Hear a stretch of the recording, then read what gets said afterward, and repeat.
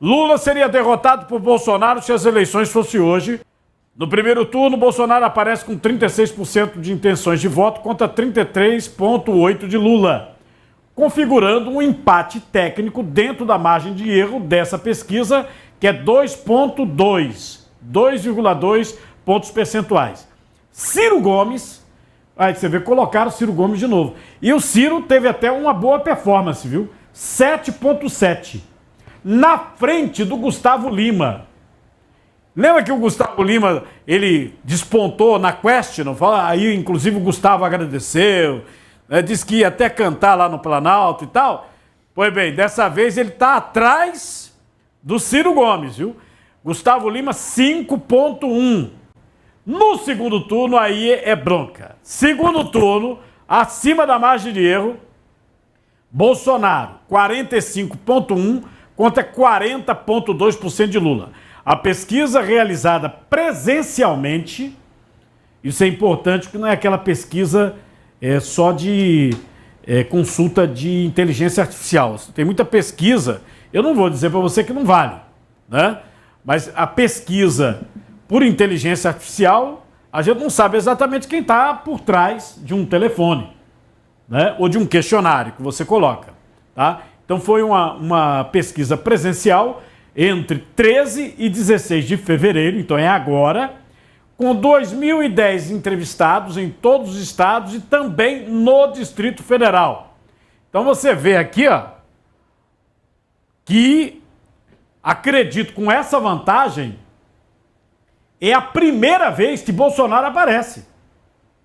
É a primeira vez. O MBL tem algum candidato, não? Vai ter, vamos ter candidato sim. Ou um candidato nosso, ou um candidato que nos endosse publicamente. Mas o MBL, sem dúvida, não está no projeto. Você acha que Lula vai ser candidato? Não?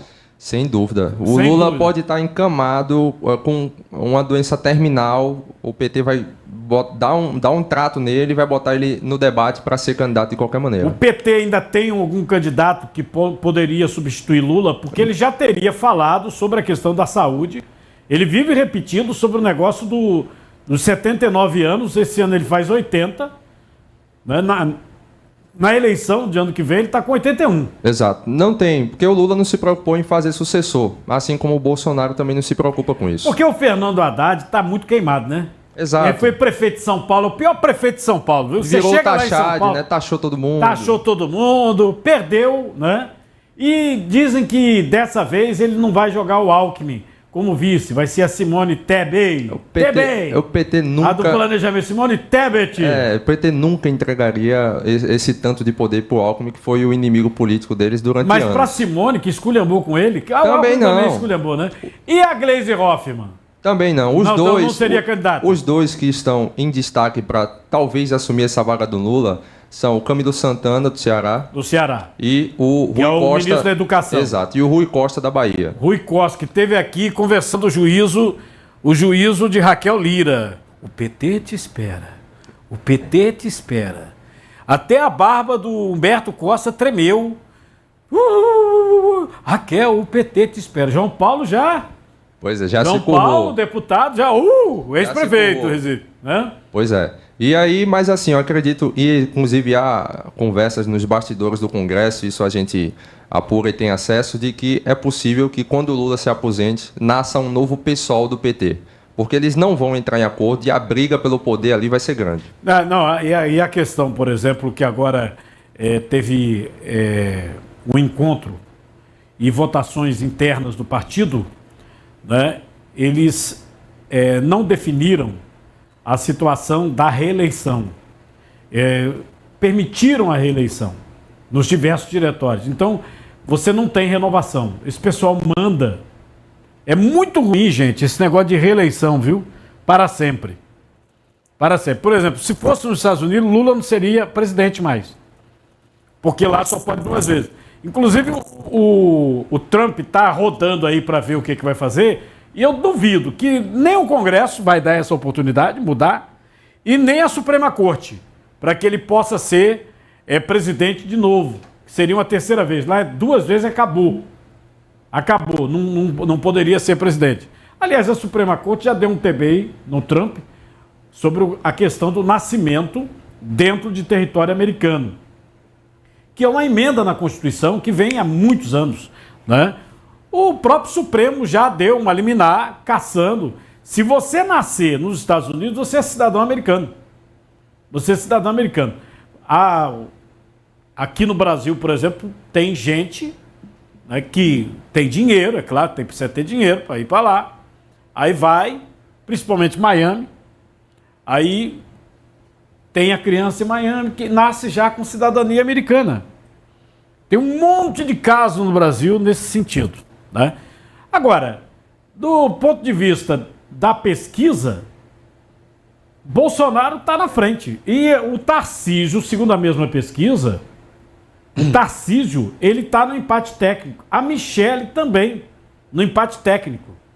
Cardinal, eu acredito, inclusive, aí é uma opinião pessoal, né, que será um grande erro se Lula partir para tentar esse novo mandato, essa reeleição. Seria o quarto. Pois é.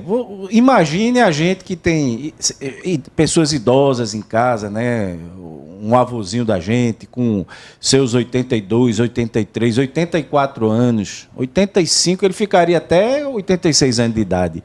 Você imagine a gente que tem essa convivência, que conhece de perto, né, a limitação natural pela própria idade. Né? Lula não é super-homem, não é pessoa diferenciada, alienígena, de forma nenhuma. Ele também não terá mais aquela capacidade mental, aquele vigor físico, aquela situação para definir, não é, os destinos do Brasil, um país tão grande como o Brasil. Então, acredito que será um grande erro da parte de Lula em tentar essa reeleição. E acredito, inclusive, que o PT, aí eu concordo com o Sávio, o PT ele não montou uma estrutura para fazer um sucessor.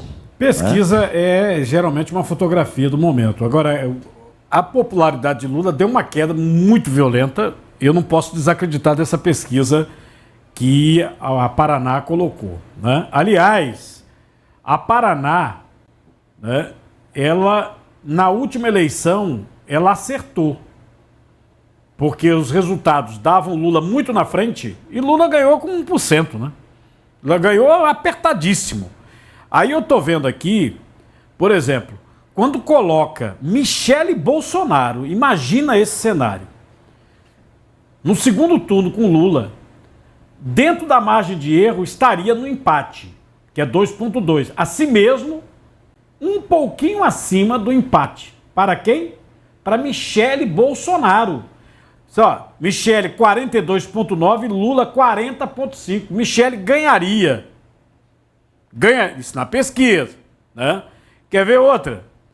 Tarcísio, que é o governador de São Paulo. Lula, na margem de erro, estaria na frente, mas é na margem de erro, 41,1, e o Tarcísio 40,8. Ele é o governador de São Paulo, estado mais forte do Brasil. E ele aqui perderia para Lula. Mas está na margem de erro, está no empate técnico. Agora, interessante é que a Michelle Bolsonaro já levaria a eleição. Vamos ver aqui, o Tarcísio falou na revista Oeste, disse que deseja continuar no governo de São Paulo após 2026, mas falou assim, com Bolsonaro na presidência. Disse, inclusive, que Bolsonaro inelegível não faz nenhum sentido. Acompanha. Eu tenho uma admiração e uma amizade profunda com o presidente Bolsonaro. Foi a pessoa que me abriu as portas. Bolsonaro é o detentor do capital político. Então a direita está com Bolsonaro. É o grande líder da direita, né? A grande referência, construiu esse capital. Os motivos que afastaram Bolsonaro do cenário político, da inelegibilidade, são absolutamente patéticos. Assim, não tem nada importante, não tem... procuraram questões muito simplórias e sem sentido para afastar uma grande liderança do jogo democrático. Isso não, assim, isso é antidemocrático. Isso não faz sentido algum. Ora, o que temer? Por que não deixar ele participar do pleito? Né? Por que não deixar ele participar das eleições? E aí, o que você acha?